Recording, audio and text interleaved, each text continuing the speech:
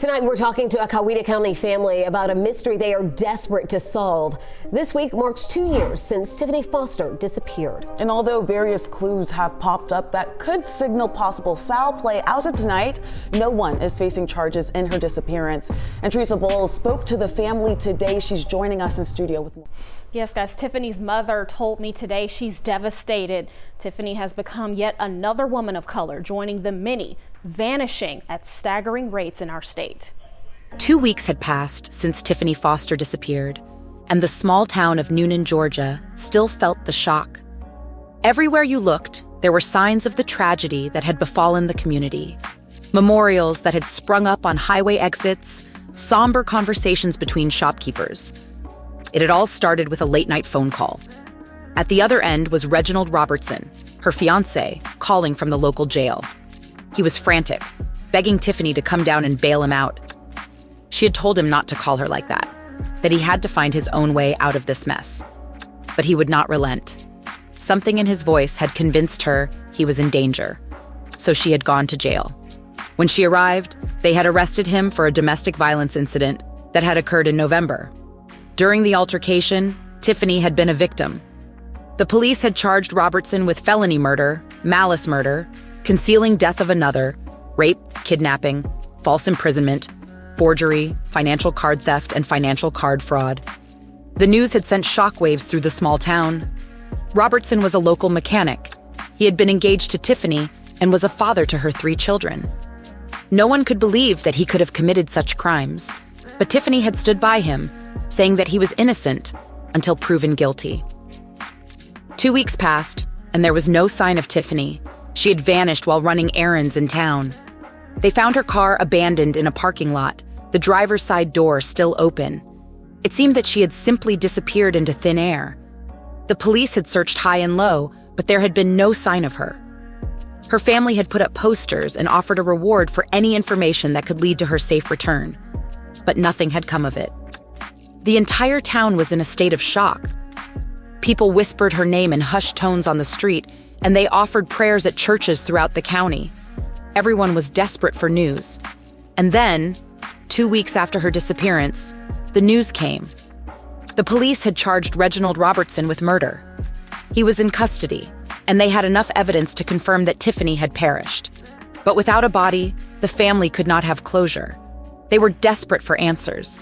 What had happened to Tiffany? Where had she gone? What had happened to her? The community was grief-stricken and scared. Everyone knew that if they found Robertson guilty, it would be the highest penalty. There was a darkness that had settled over the town. It seemed as if they had stolen the light from them, taken by force that no one could explain. Everywhere you looked, there were reminders of the tragedy that had befallen Newnan. Everywhere you looked, there was a frightening darkness. 2 years of 3 children going without their mom. Tiffany Foster's mother, Katrina Hill, says nothing will fill the empty space in her heart since Tiffany went missing. I don't get any sleep wondering where she is, what happened. It's just devastating. On the night of March 1st, the 35-year-old left her apartment to go to the store. She never made it home, missed class the next day, and missed a flight a few days later. Weeks after she disappeared, her car was found 30 miles away. Her fiancé at the time, Reginald Robertson, was later arrested for kidnapping and assault and remains in jail on those charges. But Coweta County Sheriff's Office told us before that involves something that happened before Tiffany disappeared. Myra McClinton says she got involved in the case because it touched her heart. She's been spearheading the search party. We need the support. We need to keep the energy when one of ours goes missing. I asked several times this afternoon for an update from the Coweta County Sheriff's Office. No response. Meanwhile, Tiffany's family hopes to be reunited with her one day. I just want to know where my baby is. Is she okay? I just need answers and closure. It was time for Robertson to face his trial. The county courthouse quickly filled up with concerned citizens, all eager to hear the verdict on what had happened to Tiffany and if justice would be served. The selection committee chose the jurors considering their personal connections and understanding of the case. This allowed them to consider both sides and come up with an impartial judgment. The jurors scrutinized the evidence with utmost concentration to ascertain if Robertson was guilty of her murder. When witnesses stepped forward and gave their testimonies regarding the incident in November, Everyone present held their breath. There seemed something so final about hearing first-hand accounts from those who knew Tiffany Foster best. Family members, friends, even Robertson's former employers attested to seeing bruises on her arms after he assaulted her. As more details emerged surrounding that fateful night when she vanished without a trace, things started looking worse and worse for him, although his lawyer defended him by arguing lack of physical evidence found against Robinson since a body never resurfaced. The courtroom was thick with tension and expectation as the jury awaited their verdict. All eyes were on the judge as he revealed the damning words that would echo throughout Newnan for many years to come guilty of first-degree murder. Reginald Robertson, despite his denial of it, had been convicted and sentenced to life imprisonment without parole or clemency. As this grim outcome settled upon the town like a fog, its citizens grieved, but at least they found peace in knowing justice had been served. Baby, if you're out there, we're still looking for you to come home, we miss you.